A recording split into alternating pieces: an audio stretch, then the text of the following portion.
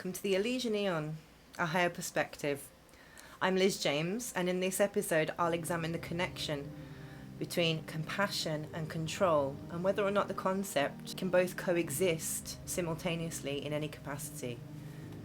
We're told control is necessary for order to ensue, that without control, that chaos and equality thrives. But control itself is inequality. It is the assumption that human life requires parameters to verify and validate its existence, its worth, its right to simply be. Control signals to us that there isn't enough for everyone, that some are less deserving, that to have means another does not. Control asks for compassion and care of those that we deem alike, to protect them from those that we deem are different, those that we fear.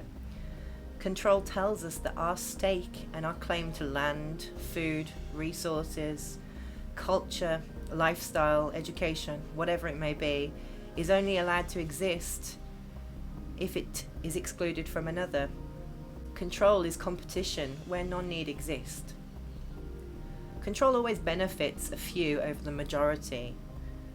And this is by no means indicative of compassion. To serve humanity with compassion does not require anyone to control or limit the freedom of thought, of action, of movement, or progression over another. True service is to benefit all with honour and respect, to value the life of each and every individual. We learn to justify lack of compassionate behaviour and systems as a necessary compromise out of fear or in mass agreement that certain morals and behaviours are acceptable if they serve the greater good.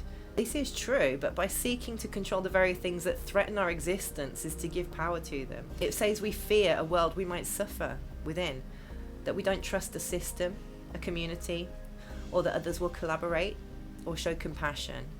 So if we reject what causes harm, by harming, by not showing compassion to all, then we let that determine the limit and assign our own sense of power and sovereignty to others blindly in the hopes of justice, peace and harmony being served. It's going without ourselves in the hopes that somebody else will do their job for us and allow for us to not take accountability or responsibility for that which we believe that we're upholding.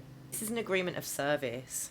These are the terms of humanity to work collectively and agree on absolute laws to assure the upheld narrative. But it doesn't work. Compassion can't be greed. It can't be limitation of the truth to serve a majority without serving the whole.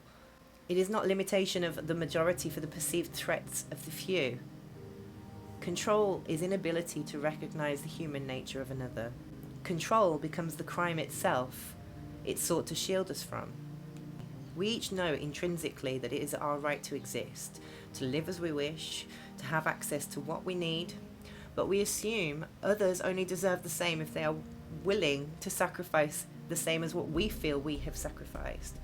We blame others, we fear them, judge them, become enraged and jealous of those who cheat the systems or who we perceive are doing less than they should be doing, who don't mirror our reflection of our reality. Our reality is one of survival, clinging to what is ours, hard won, and then denying it in others, trying to always overcome the hurdles and assure less suffering and lack for the next generation or for the self. To then keep upholding that lack of support, growth and encouragement and refusing space for the next. We quantify success and achievement with becoming individual, creating our own empires and not allowing others to take from us, to share, or to make us feel used. We are lesser citizens. We are harming growth and expansion. We're standing in the way of progress, of community, of collaboration. And that's just the most ironic, sad thing of all, because it's just a vicious cycle and it is completely untrue. We cannot ask for justice, for equality, and then to claim our actions and our beliefs are moral if they require absolute authority over another, and if they allow destruction, ridicule, harm, dismissal of the life of another to prove that they have good standing.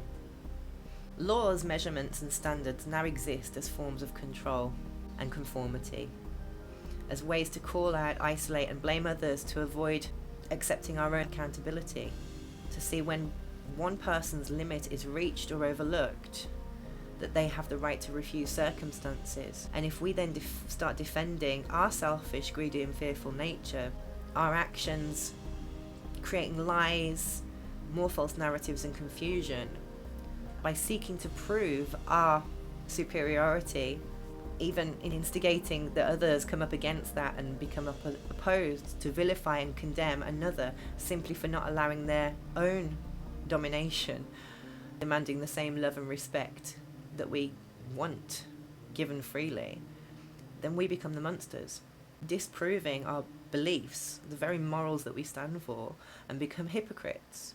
We cannot ask another to give freely, then punish them if they are no longer getting anything back in return. We cannot demand a person be exactly as we dictate for them to be granted what we feel is our birthright, and then fail to see the error in that and why that's oppressive.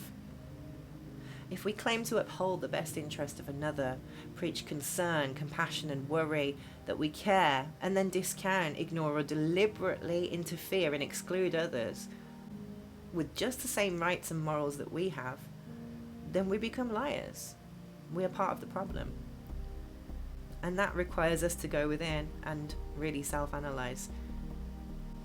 Whenever we act like owners of others, especially children or anyone who has less than us or becomes dependent on us in any way, we stake a claim over that other individual.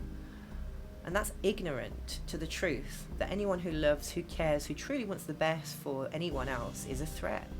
If it's flawed, it has to be destroyed, defamed, denied for some perceived failure or danger. Some dangers are real, but they all stem from exactly this, the desire to control and limit, the lie for the sake of appearance, and the depreciation of truth. So ultimately, compassion cannot exist as long as we desire control. Love is a frequency, and compassion is simply an aspect of love. When it's in resonance, love and compassion flow freely, without control, without restriction or possession. Once we remove the false notion of a need to control those things, we allow for those universal laws of love and compassion to flow in their natural state. No interference required.